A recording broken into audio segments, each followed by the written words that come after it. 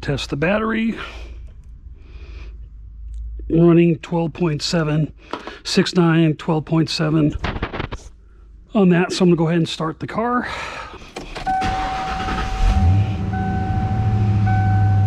Test it.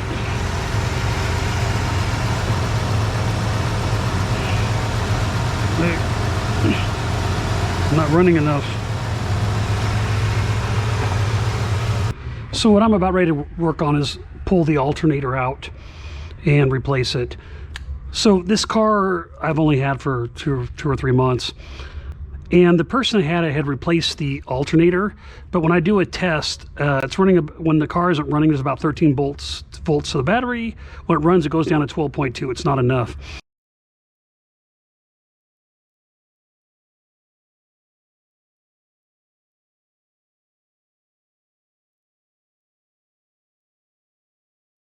And pull the alternator out. I'm going to replace it. I already replaced the idler pulley, the tensioner pulley when I was at it, because I ended up replacing the pump. So, and I'm going to put a new belt on while I'm at it. It's just a good timing, because when I'm worried about when I got this car, there's a few little minor things that probably cause problems, and so at this point, it's the best form of action is just to go ahead and do all this at the same time. First thing I'm gonna do is disconnect the battery. Absolutely disconnect the battery. You will shock yourself if you don't when you replace the alternator.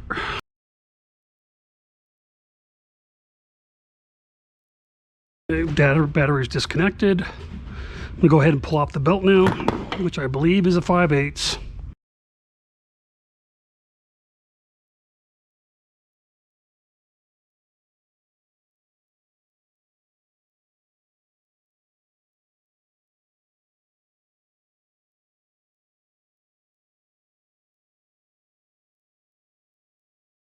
The CCRM out of the way. Oh, this is original Ford part, huh?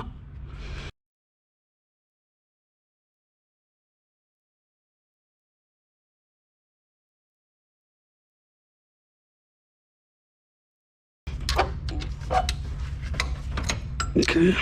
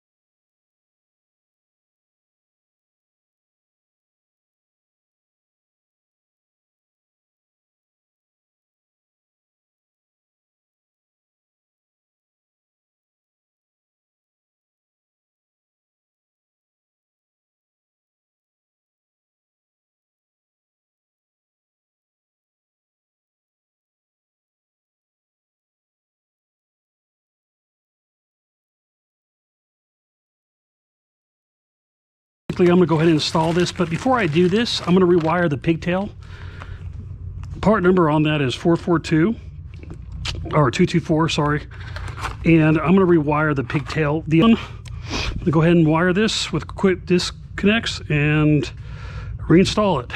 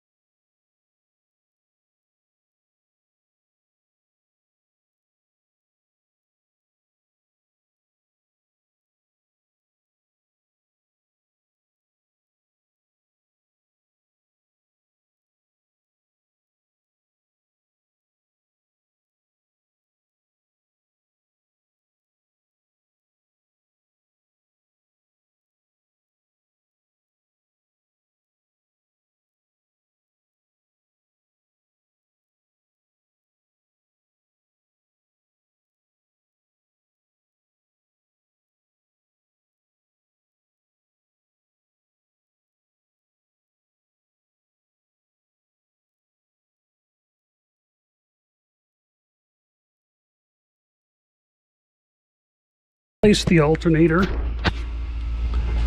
and car did okay. Right after I started it, took it out for a drive, barely got back. So I don't really mess around with wiring on old cars very much anymore.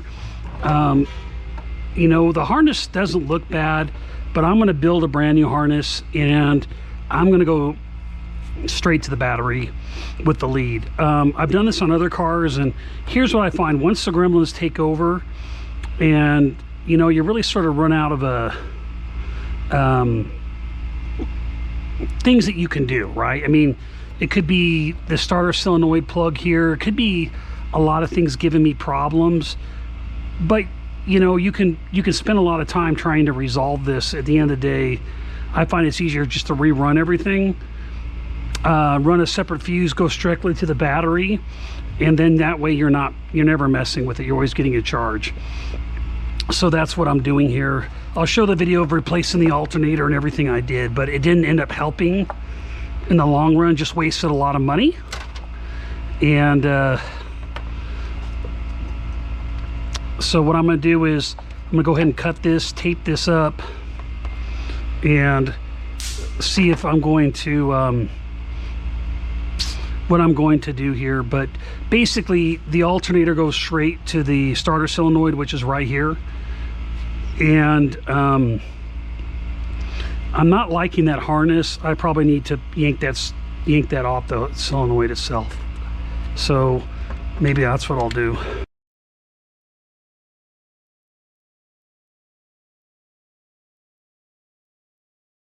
And of course, I've removed the battery. I do not keep the battery in. When you start playing with these systems, you will get shocked. So if you're really committing to do something like I'm doing here, what you want to do is commit to removing the battery, because it's dead anyways. I use it as an opportunity to charge it. But yeah, you definitely don't want to mess with this.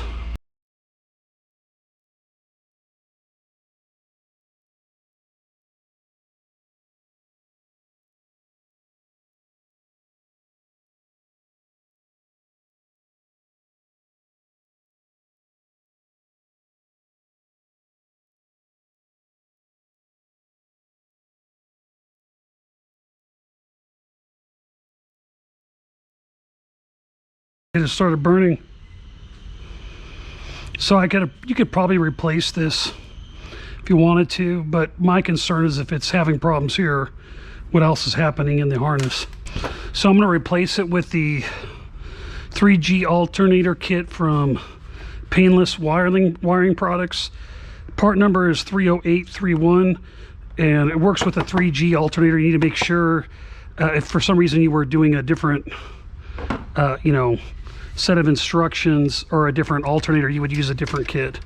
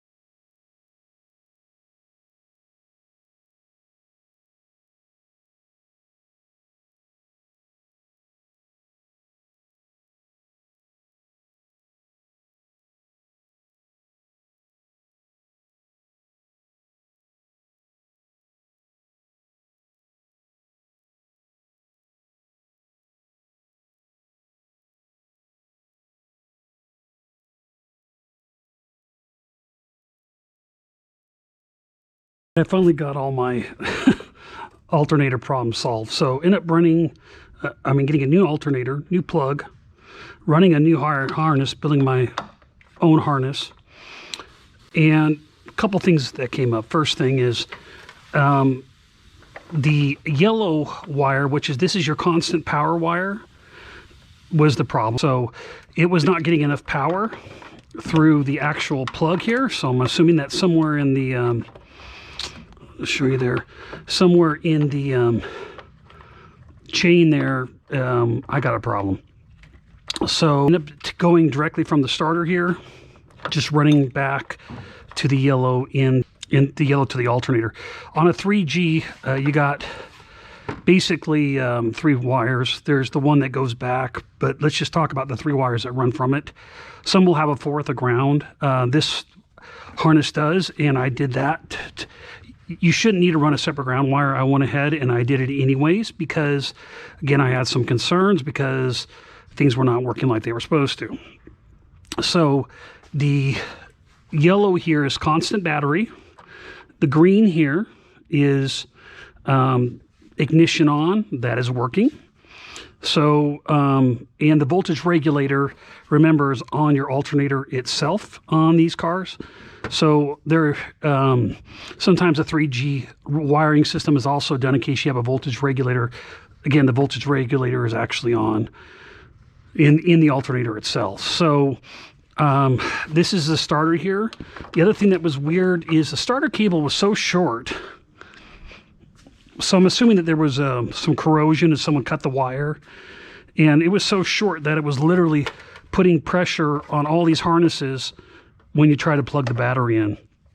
So I ended up running a new wire for it, for the starter. I also ran the alternator straight to the battery.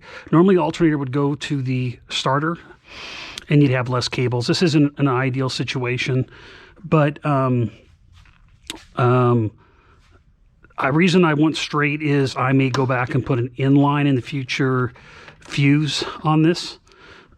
Because it's just the stock alternator, really don't need to do an inline fuse, but I want to have that option available to me. If I see any more problems or anything that's concerned me, that's where I will be going. I'll put an inline fuse in. But anyways, I'm no longer running just 8 volts like I was. I'm running the full voltage the car needs. The car stopped alarming itself, saying there was a low voltage problems, and I'm good to go. But again, all I did was run the yellow wire, which is the constant on, to the starter here. And now I'm going to go ahead and I'm just going to clean all this up, and I should be good to go.